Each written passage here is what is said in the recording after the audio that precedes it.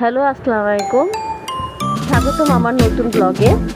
আজকে আমি আমার মেয়ের জন্য মাছ ভুনা করছি। তো শুরুতে আমি প্যানে কিছু তেল দিয়ে নিয়েছি। এরপর আমি এর মধ্যে পেঁয়াজ কুচি দিয়েছি। এরপর আমি আদা রসুন বাটা দিয়েছি 1 চা চামচ।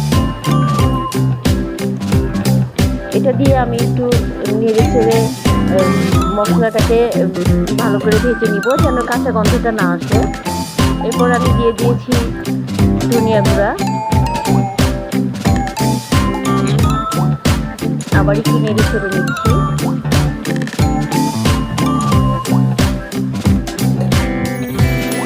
এরপর আমি 1 চা চামচ হলুদ গুঁড়া দিলাম।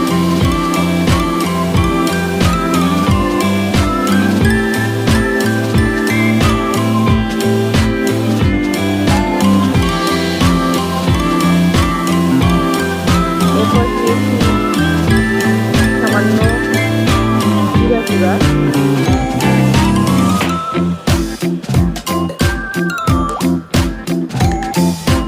এরপরে মশলাটাকে ভালো করে কষিয়ে নেব। আমার সব ইনগ্রিডিয়েন্টস দেওয়া হয়ে গেছে। এখন মশলাটাকে খুব ভালো করে কষিয়ে নেব।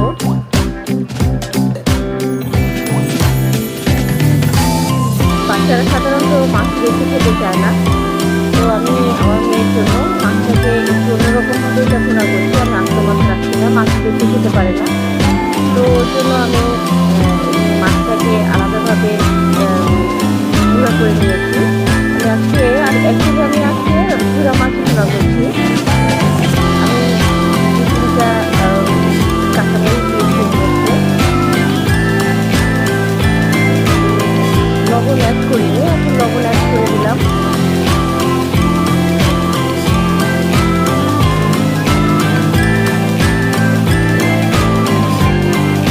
মশলাটাকে ভালো করে কষিয়ে নিয়েছি। এর মধ্যে আমি ঝুরা মাছগুলো দিয়ে দিয়েছি।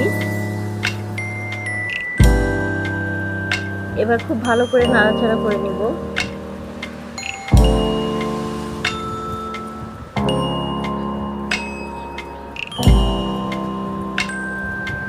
মশলার সঙ্গে মাছগুলো খুব ভালোভাবে মিশিয়ে নিতে হবে।